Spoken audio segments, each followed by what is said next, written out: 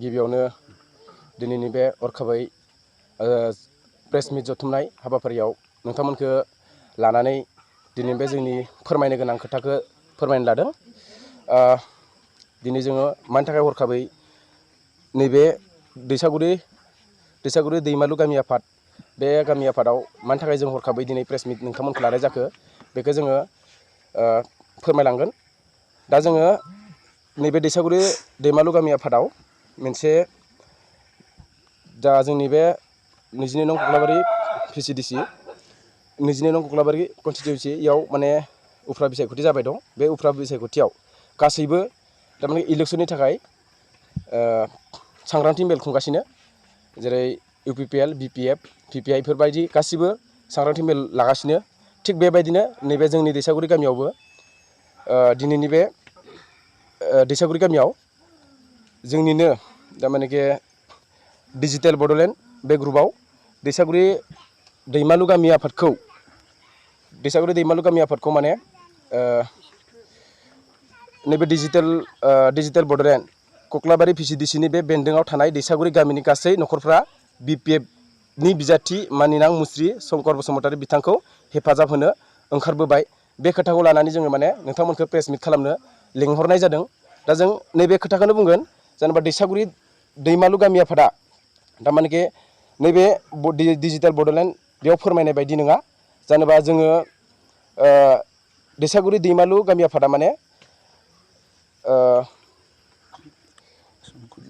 शंकर बिथां BPFनि बिजाथि बिथांखौ माने सापर्ट होनो थांजोबदों, बेयो जानो हाया।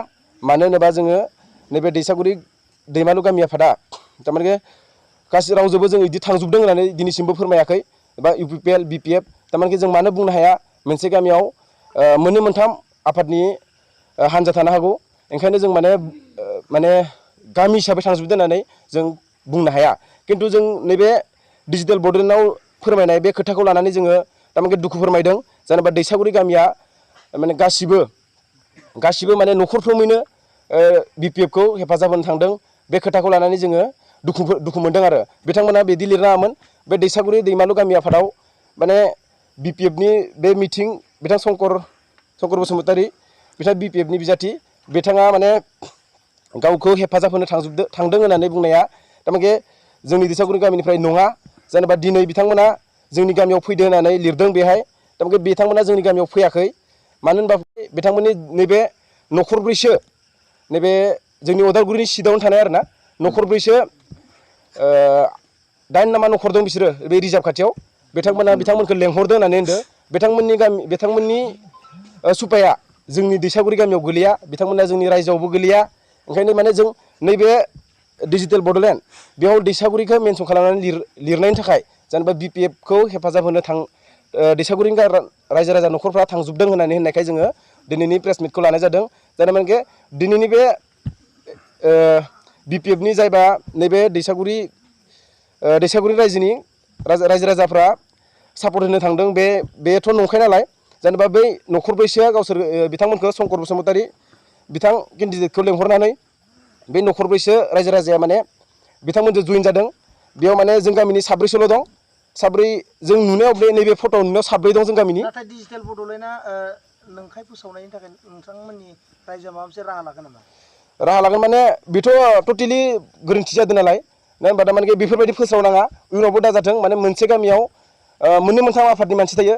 जेनेबा बिथांमोना जोंनियाव सापर्ट होनो फैदों होननाय लोगो लोगो थारमाने मोनथाम मोनब्रै आफादनि मानसियाबो बिथांमोनजों थांजोब्बाय होननाय जायो। बेखायनो माने जोङो होनदों जेनेबा बेफोरबायदि दा लिरथों, बेफोरबायदि गोरोन्थि दा लिरथों, बेलेगनि बेलायावबो दाजाथों, जोंनियावबो थारमाने बेखायनो जोङो रायजो राजा दिनैनि बे प्रेस मिटखौ माने रायजो राजायानो थारमाने खौसे जानानै जाहाथे बे गोरोन्थिखौ जों क्लियारिफिकेसन होनांगोन। नङाबा जोंखौ माने जोंनि थानाय सरकाराबो दुखु मोनगोन। जेनेबा माबा मोनसे मावनाय बेलायावनो डेभेलपमेन्टनि बेलायावनो दुखु मोननायफोर फैनो हागौ। बेखायनो जों माने दिनै माने बिथांमोनजों जों थांजोबाखै। सोरबा सासे जाना थांदो जानो हागौ, खिन्थु गासिबो थांजोबाखै। बेनि थाखायनो जों माने क्लियारिफिकेसनखौ होनांगोन होननानै नोंथांमोनखौ जों प्रेस मिटनि गेजेरजों होनाय जाबाय। क्लियारिफिकेसनखौ माने जों बिथांमोनजों थाङाखै, बे साब्रैसो न'खरा थांदों। जों गामिनिफ्राय जों बे फट'आव नुनायाव साब्रै दङ। ओमफ्राय बे जों गामिया थारमाने बिथांमोना जोंनि गामिबो गोलैया, उदालगुरि सिटनिनो जायो। थेवब्लाबो उदालगुरिथारबो लिरा बिसोरो, थेवब्लाबो जोंनि रायजो गेदेर हिसाबै उदालगुरियावबो थायो बिसोरो।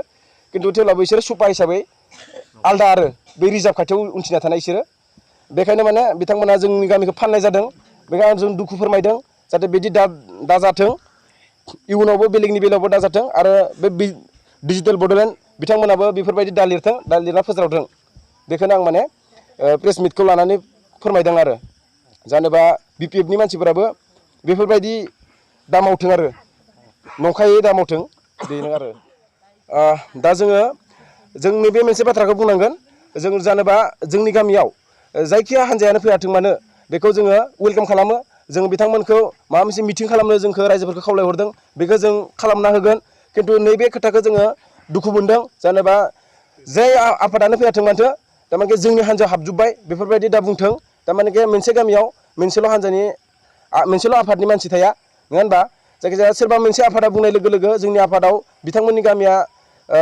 जइन जाबाय हेफाजाब होनो फैबाय होननाय लोगो लोगो जेनेबा गासैनिबो जेनेबा मोनथाम मोनब्रै आफादनि मानसिया बिसोर गामिखौ सापर्ट होबाय होननानै थांजोबनाय जायो बेखायनो बे गोरोन्थि जायो बेखायनो माने आं बेखौनो बुंनो सानदों जेनेबा बेफोरबायदि बेले बेजेफोरा दाजाथों जेनेबा बेलेगनि बेलायावबो दा लिरथों जेनेबा बे टटेलि गोरोन्थि जादों बेफोरबायदि मोनसे गामिखौ लानानै फाननाय जादों जेनेबा जों बेखायनो माने जोंनि रायजो राजाया दुखु फोरमायनानै नैबे खोथाखौ क्लियारिफिकेसन होनांगोन होननानै जों नोंथांमोनखौ प्रेस मिटनि गेजेरजों नोंथांमोननि हेफाजाबै जों रायजो राजानि गेजेराव फोरमायनाय जाबाय।